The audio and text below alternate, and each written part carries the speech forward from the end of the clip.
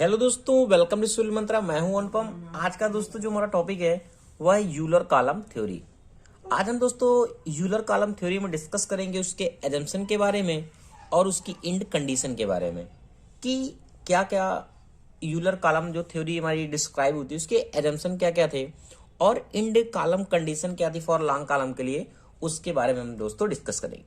Firstly मैं दोस्तों बता दूं, जो यूलर कॉलम थ्योरी थी वो फॉर ओनली लॉन्ग कॉलम के लिए थी। शॉर्ट कॉलम के लिए इन्होंने कोई भी डिस्कस नहीं किया था।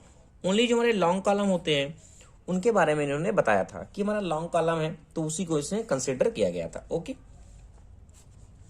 अब हम बात करते हैं कि क्या क्या एजम्पशन थे। Assumption made in the Euler column theory कि कौन कौन से एजम्पशन थे। जैसा कि दोस्तों मैंने जो फर्स्ट एजम्पशन कंसिडर किया हुआ है वह है कि the column is initially perfectly straight and the load is applied actually. कहने का मतलब जो भी हमारा कॉलम होगा, सपोज दैट ये हमारा कॉलम है ऐसे, ये इसका क्या सेंटर है, ये एक एंड से फिक्स है, तो जो भी हमारा कॉलम होना चाहिए वो स्ट्रेट है। जैसा कि स्ट्रेट कंसिडर किया मैंने, स्ट्रेट होना चाहिए, बेंड नहीं होना चाहिए।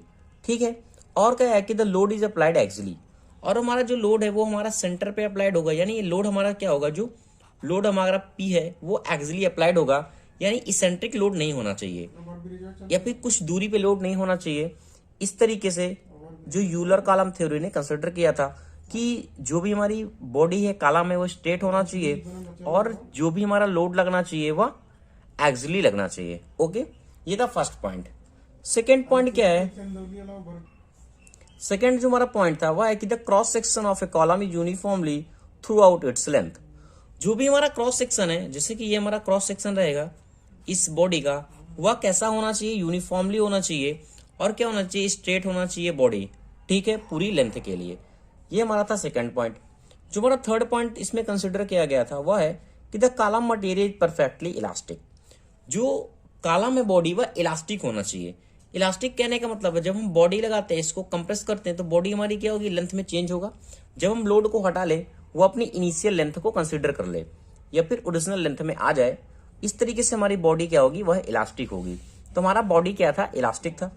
और होमोजीनियस, होमोजीनियस कहने का मतलब जो भी हमारा मटेरियल है वह सेम मटेरियल का बना होना चाहिए, होमोजीनियस होना चाहिए।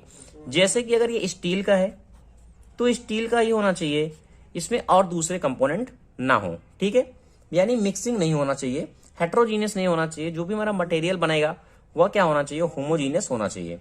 एंड आइसोट्रोपिक, और जो हमारा मटेरियल है वो आइसोट्रोपिक होना चाहिए। कोई भी बॉडी की प्रॉपर्टी है वो XYZ सेम होना चाहिए।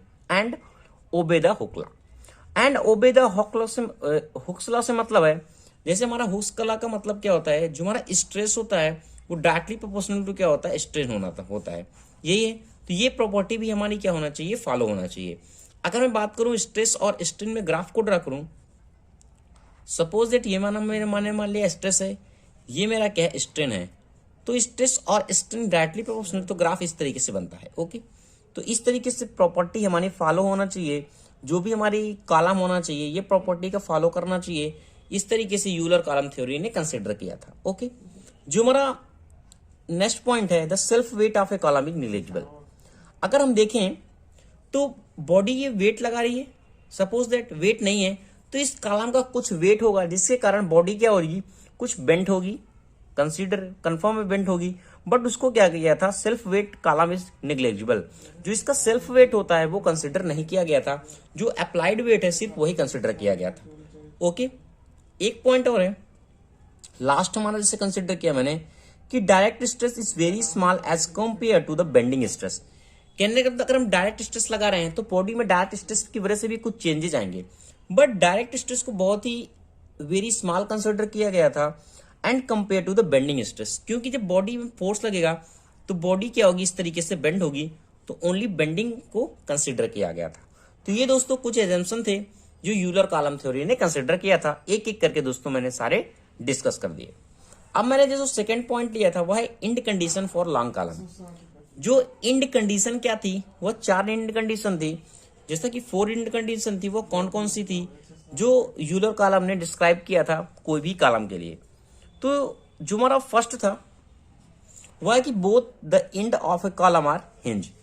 दोनों जो कॉलम होंगे वो हिंज होंगे बोथ एंड से। ठीक है, जैसे कि अभी मैं दोस्तों इसका डिस्क्रिप्शन भी बताऊंगा कि क्या इसका फॉर्मूला निकल के आता है। अभी उन लोग सिर्फ आप इंड कंडीशन जान लीजिए कि कौन कौन इंड कंडीशन थी, ठीक है। तो पहली कंडीशन में क्या था, इस तरीके से जैसे हमारा कॉलम है, तो जो बोथ कंडीशन थे वह कैसे थे, हिंज थे। ओके, जो हमारा सेकंड पॉइंट था वह था वन इंड इज फिक्स, एक इंड हमारा क्या है, फिक्स था, and other end is free, और दूसरा इंड हमारा क्या है, फ्री है। थर्ड है कि both the end of a column is are fix, दोनों इंड क्या होंगे, फिक्स होंगे। इस कंसीडर में जो हमारा फॉर्मूला निकलेगा वह भी हम क्या करेंगे, वन बाय वन डिस्कस करेंगे। जो हमारा फोर्थ पॉइंट है वह कि वन इंड इज फिक्स, एक इंड हमारा क्या फिक्स है, एंड अदर इंड इज पिंड, और दूसरा इंड है वह क्या होगा, पिंड होगा, ठीक है। तो इस तरीके से 4 कंडीशन थी जिसके बारे में यूलर कॉलम ने थ्योरी को कंसीडर किया था और फॉर्मूला निकाला था।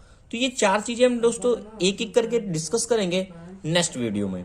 Thank you watching this video दोस्तों। अगर आपको वीडियो अच्छा लगा है, समझ में आया है, तो प्लीज चैनल को लाइक करें, शेयर करें और कमेंट करें।